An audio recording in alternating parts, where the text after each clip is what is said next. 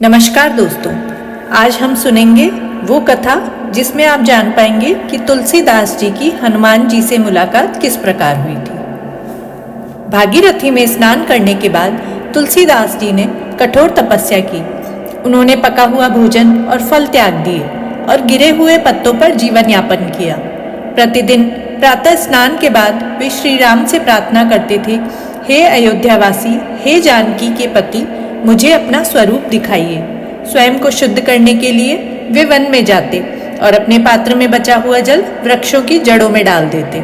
उन्होंने 12 वर्षों तक तपस्या जारी रखी। एक क्षण भी रुके बिना निरंतर भगवान के नामों का जप करते रहे।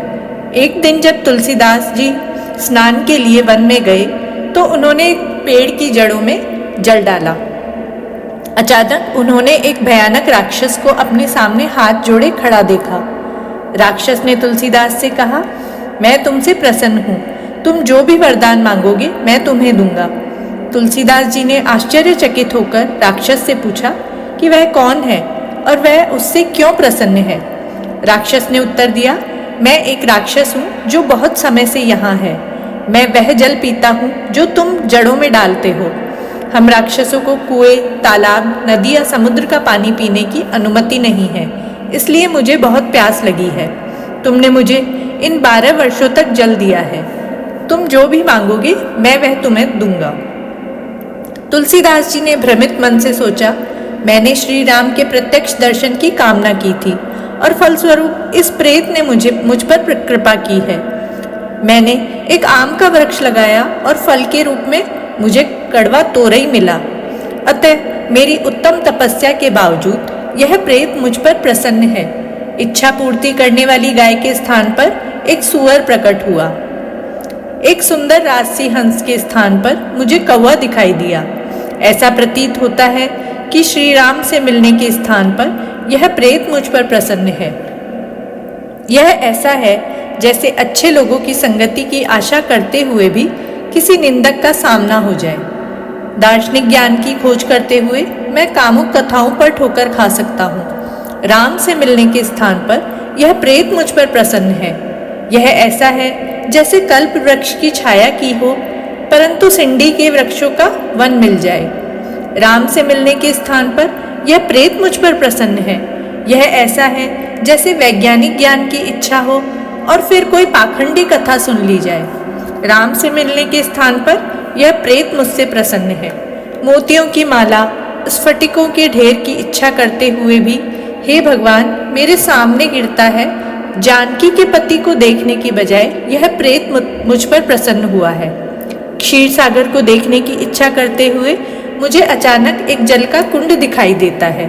अतः रावण के वध करने वाले से मिलने की बजाय यह प्रेत मुझ पर प्रसन्न है।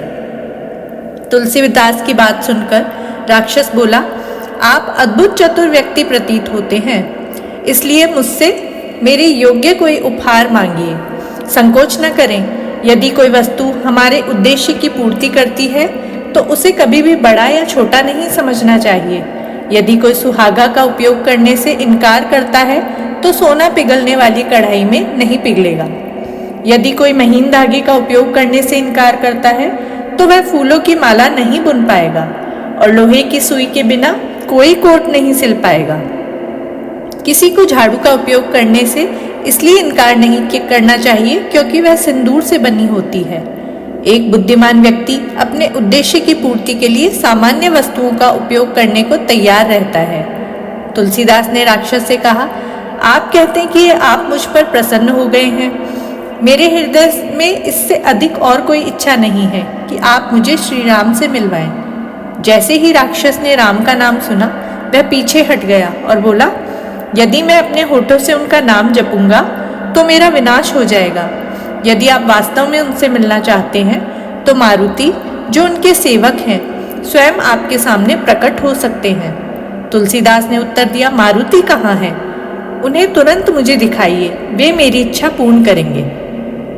राक्षस ने उत्तर दिया, आप निरंतर पुराण सुनते रहते हैं। वहाँ एक वृद्ध ब्राह्मण आते हैं, वे मारुति हैं। यदि आप पूछेंगे कि वे कौन हैं तो मैं आपको बताऊंगा कि उन्हें कैसे पहचाना जा सकता है। वे आते हैं और सबसे पहले बैठते हैं और सबके जाने के बाद जाते हैं। वे एक छड़ी रखते हैं और सिर पर टोपी पहनते हैं। वे पुराने वस्त्र और एक लंगोटी पहनते हैं। यदि आप ऐसा कोई रूप देखें तो आप जान जाएंगे कि वानरों के वे मुखिया हैं। यह कहने के बाद राक्षस अदृश्य हो गया और तुलसीदास अपने आश्रम को लौट आए। अगले दिन स्नान करके और हमेशा की तरह भगवान का नाम जपते हुए तुलसीदास जल्दी से उस जगह पर पहुंचे जहां पुराण का पाठ हो रहा था। अचानक एक वृद्ध ब्राह्मण प्रकट हुए और वहां बैठ गए। तुलसीदास ने देखा कि उनका रूप राक्षस द्वारा बताए गए वर्णन से मेल खाता है। पुराण पाठ समाप्त होने और सभी श्रोताओं के चले जाने के बाद वृद्ध ब्राह्मण चुपचाप वहां से जाने लगे। तुलसीदास उनके पीछे पीछे चल दिए और जब वे नगर के बाहर पहुंचे तो हनुमान तेजी से चल रहे थे। अपने आप को उनके साथ अकेला पाकर तुलसीदास जी ने ब्राह्मण के चरण पकड़ लिए और कहा, स्वामी, हे महाबली, मुझ पर दया कीजिए। ब्राह्मण ने उनसे पूछा, नमस्कार, कौन है आप? आपने मेरे चरण क्यों पकड़े हैं? मैं एक दीनहीन असहाय व्यक्ति हूँ। तुलसीदास जी ने उत्तर दिया, आप मारुति हैं, राम भक्त। यह सुनकर पुनः उनके चरणों में गिर पड़े। मारुति ने मन ही मन सोचा, ये तो मुनि वाल्मीकि हैं जो अवतार रूप में अवतरित हुए हैं। उन्होंने तुरंत तुलसीदास जी को गले लगा लिया और उनके प्रति अपना प्रेम प्रकट किया। मारुति ने तुलसीदास जी से कहा, मैं आपसे प्रसन्न हूँ। तुलसीदास जी ने उत्तर दिया, मेरी एकमात्र इच्छा है कि आप मुझे श्री राम के दर्शन में सहायता करें। मारुति ने कहा, मैं ऐसा अवश्य करूँगा, और वे अदृश्य हो गए। ये इसका पहला पार्ट है और नेक्स्ट पार्ट के लिए प्लीज़ मेरे चैनल को सब्सक्राइब कीजिए और नेक्स्ट पार्ट जरूर देखिएगा। जय श्री राम।